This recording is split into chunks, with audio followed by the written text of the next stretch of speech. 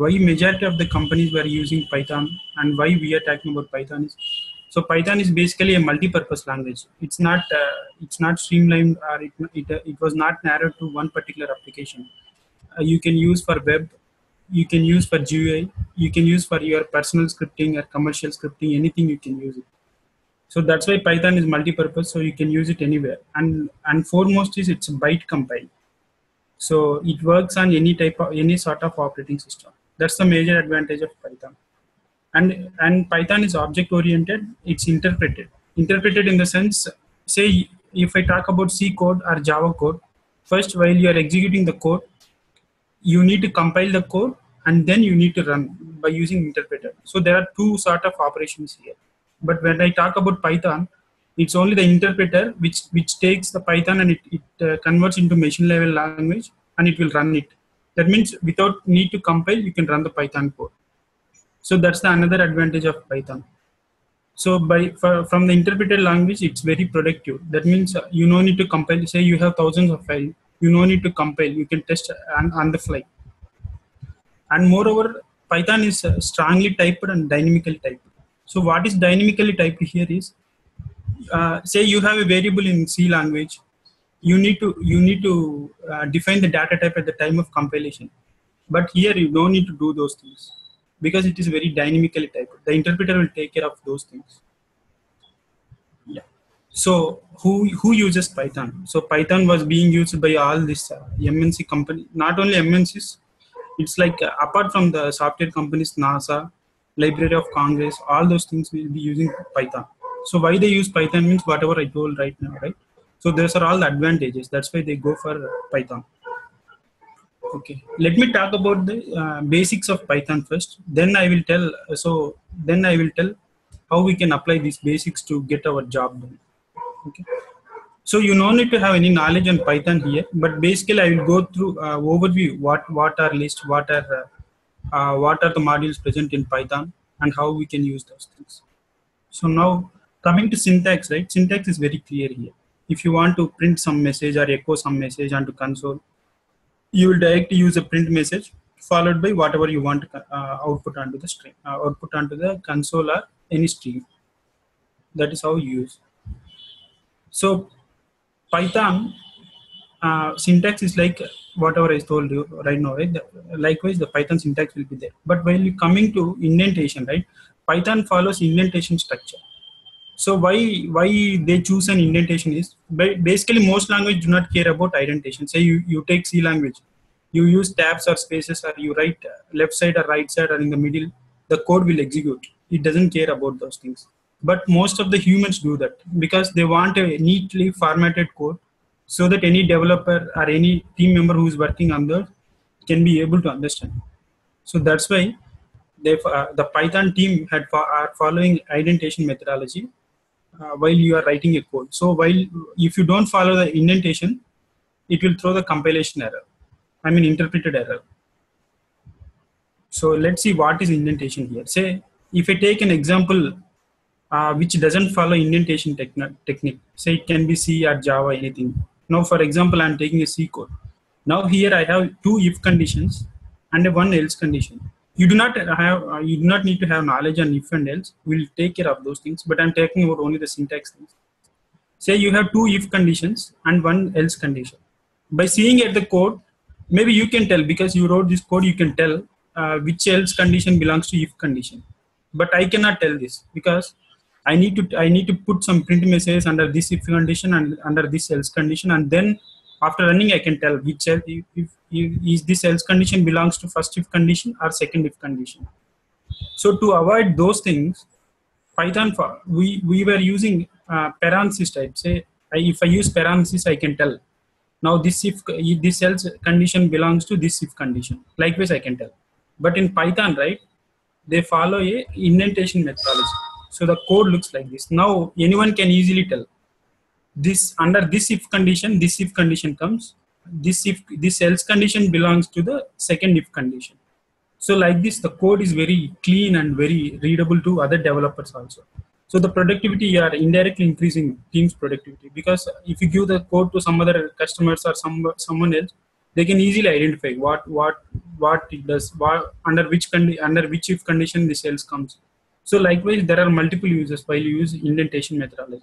So that's why Python team has chosen this indentation technique. Okay. So in a Python, if you want to write some comments, right? These are multi-line comments and these are single-line comments. You can use multi-line comment. I mean, if you have a bulk of data to be stored in a Python script, you can use multi-line comment or a single-line comment.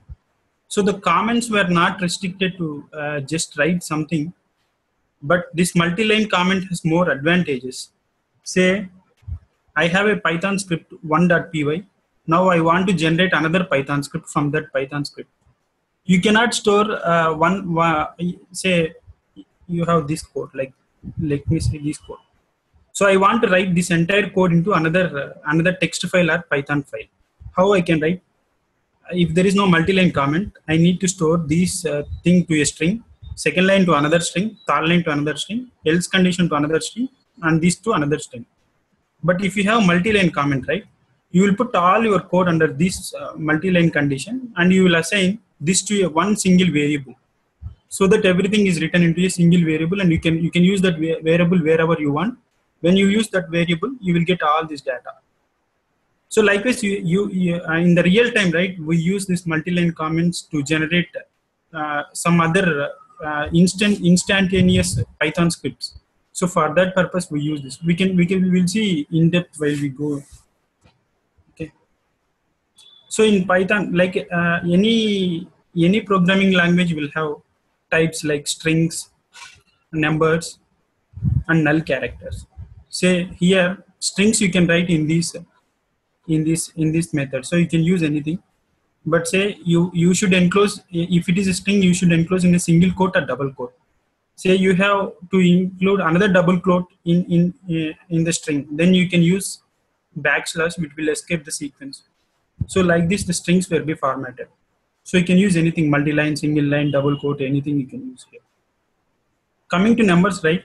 A number can be converted to integer data type, float data type, or decimal data type. So to convert anything, you should append or prepend int with the particular data type. Here int, right? This means this year 2010, you do not have any data type here, but you can explicitly mention it is an integer data type. Here we are explicitly mentioning it is a float data type. It is a decimal data type. You know, right? Integer means it doesn't have any dots. I mean decimals. If it is a float, you can have any decimal numbers. Likewise, you can have. So null is nothing but if you do not want to store anything in the data, in that variable, then you will use none. So here the Python, right, when you are writing some machine learning algorithms or some complex data operations, right, you will be using list. So list is the heart of Python. So creating a list to how the data should be processed, from starting simpler operation to complex operations, we will be showing that. So those things will be done in the list. Say you have sorting algorithms, searching algorithms. So all those can be done in the list by using single list. So how we do those things, how we play with the list, how we write some machine learning algorithms, everything we'll be seeing in this list. So list is the very heart of Python. So that's why even in the machine learning, or if you come for Lisp or artificial intelligence, right, why they use Python is this list has more advantages. That's why they go for this, because it has very inbuilt functions. So you have another method called dictionaries in Python. So dictionary is like you can visualize it as a normal dictionary. Say I have a person, I know a person. I have a book which has. You're pinging me, no, right? Okay. So you have say dictionary is like you can visualize it as a normal dictionary. So if you want to search something in the dictionary book, how you will be going to search? The same technique we will be using in this dictionaries, and you will be getting the output.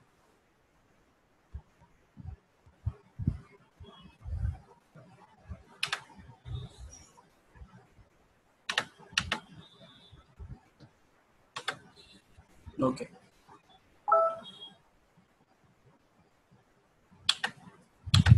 You are pinging me, no, right? I'm getting some sounds. Okay, fine. So in dictionaries, we have mutable and immutable dictionary types and immutable lists also. So what are mutable and what are immutable lists we will be seeing on that. So on the top level, immutable lists are that you can do something, but mutable lists are that you can, once a value is written to it, you cannot modify it in the runtime. So that's the top level difference. How to achieve those things we will see later. So dictionary methods, we have booleans. Booleans is like it's a true or false, 1 or 0. So those things will be dealt in the boolean. How we'll do with false, true, or 1 or 0. Those things will be dealing with the booleans. So operators is nothing like how you have plus, equal to, minus, how you do multiplication, how you do modular additions. Those things will be dealt in the arithmetic category. So string manipulation. So this is the area where we need to be in depth. When coming to list and string manipulations, right? If you have strong knowledge on these two things, you can write any sort of algorithm in Python. So how to do string here are only the basic examples, but these are not important. We'll see complex operations while we are doing. So logical comparisons, how you do and comparison or comparison, logical comparison. So if you want to write some logic, you want to implement those things, how you logically compare those things, how you logically get the output from a specified input, how you will process those things, you'll be seeing in this category. So identity comparison and logical comparison both are similar, but with some tweaked output. Arithmetic compare, these are whatever it all, right? Greater than or equal to, less than. So all these arithmetic, identity comparison, logical comparisons, all this will be used in the processing things. Like say I give some input, I want to achieve this output. In middle, I want to process some things. How you will be applying these three things to process those logic, we will be seeing those things. So control flow is like you have if conditions, for loop, while loop, all those things will be covered under this category. So how you write a if loop, if else loop, nested if else loops, all those things will be seen here. In a for loop, right? For loop in Python can be written in different types, different ways. Say here I'm using two or three lines here, but I can write everything in a single line. So those are called compressed list. So that also we'll be seeing here. So for loop we'll be dealing more because while you go for algorithms, machine learning algorithms or artificial intelligence like coding things, right? For loop plays a major role there. So that's the one category we deal in depth. Say this is expanded for loop. Say you have two strings here in a single list. How you process left side ones into one variable, right side one into another variable. So how you process using for loops, those things we will be seeing. This is an advanced for loop. So while loop, while you know, right, what is while loop, how the operation it is going to do, how we can use while loop in the real time. So those things we'll be dealing here. So list comprehensions, this is what I'm talking about. You can write entire for loop in a single line instead of 3 or 4 lines. But to write this thing, you should know the basics of for loop first. Then we'll go here. So functions. Every programming language has some functions, right? So how to write a function. This is a simple function, how to write a function in Python. This is a function arguments, how you pass an arguments to a function.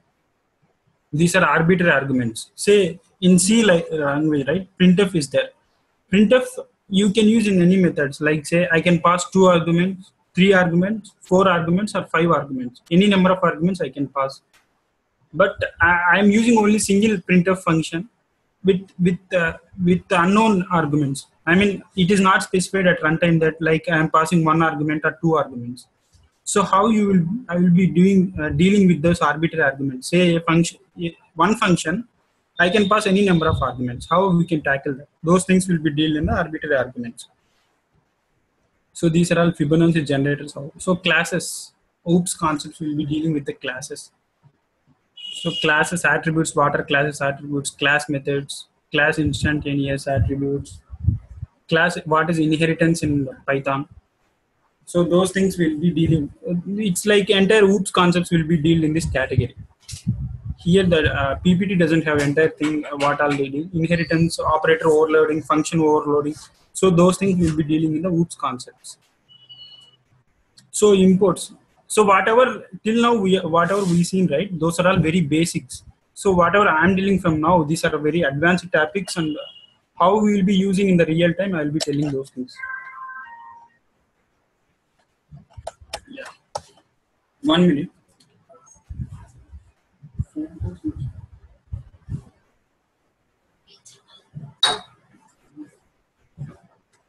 Okay. So say in the real-time project, you do not have one or two files, right? You will have thousands of .py files or Python files, but you want to get some functions which are in another Python files to your project. How actually you will import those things which are in another servers or which are in another workspace? So those things you will be dealing in this category. How you will import those things. So how if you want to import only one function out of 100 functions in a file, how you will be doing those things? So those categories will be dealt. So this is like error handling. Error handling are exception handling. Where actually this is going to deal is, say you have you are writing some code to divide some number. You can divide any number with any number, but you cannot divide with 0. So that's an exception, right? You will write some exception for that. When that case is encountered, instead of throwing some error, first you will do some exceptions there. I mean, what you want to do when you are dividing some number with 0. So those are exceptional things, right? Those things you will be dealing as error handling in Python. Okay, documentation. If you have some function, someone doesn't know what this function does, he can just pass help of that function, so that will do that function documentation will be displayed to that particular user. So those things how you will be doing, you will be dealing with this. So in Python you have different type of tools, web framework like Django, Flask, whatever I'm showing on the screen, right? These things you will have, but we are not going to deal with this. But if you want to learn these web frameworks, you should learn Python. So IDEs, what IDEs we use for Python? These are the IDEs which you use. So package management, how if you want to install some packages in Python, how you will install that will be showing up. Okay, so these are some advanced. Say, if you want to get some input from a keyboard or some input from another machine, how you will be doing those things? That will be dealt under input via the keyboard category. Okay. Now you are writing some code, but you want to test some function, not entire code, but you want to test some function out of the entire code. How you will be doing those things? That comes under unit test, doc test, and some tests. So this module will help you in testing your code. How actually you can test these things. So memorizer and decorators, it's also the same thing like a unit testing only, but with a different interface. So database interaction or access. So from Python script, how actually you will be connecting to a database, how you will upload your data, how you do some database operations. So those things will be dealt in the database access. Multi-threading. Say I give one example to you. Like say I have 1,000 systems connected to my PC through LAN. Okay, I want to ping every PC whichever is connected to my LAN and know the status of that. Say I have 100 PCs or 1,000 PCs. If you go on sending one after the other, it will take so much time, right? It will take 1 or 2 days. But with multi-threading, right, you can span number of threads. Say I span 8 threads. So 8 threads will test 8 PCs at a time. Another 8 threads will test 8 PCs at a time. So you are achieving 8:1 terminology here. That means with sequential you are performing one job, here with multi-threading you are performing one job at a speed of 8 threads. That's what you do here. So that is called multi-threading. I mean, you will do the task in parallel instead of sequential. How you will do those things, that is deal in the multi-threading concepts. So sub-process calls. You have some operating system commands, like say in the Windows, if I open command prompt, I can do dir, or I can check the date, today's date, or I can do some operations. I mean, operating specific commands. So those commands can be executed using sub-process calls. You want to automate those things. Say, I'm telling, right? Your PC had connected some 100 PCs. You want to ping each PC, and you want to know the status of those things. How you actually execute those commands? You use ping command, right? How that OS specific command will be invoked from the Python. That things will be done under subprocess calls. So this subprocess calls helps you in automating your projects. So sets and frozen sets. It's very advanced. While you deal with the list, right? You will know this. What is sets and frozen sets? So sets is nothing but whatever you are learning in statistics or mathematics, right? So union, interaction. How you have three sets of data. You want to get what are the common, or when you club those things, what are the common elements we are going to get? So those type of sets terminology will be dealing with that things. So these are all the things we deal in depth. But if you want something apart from this, I can go in depth with this. So that's all, Dinesh. You can ask if you have anything.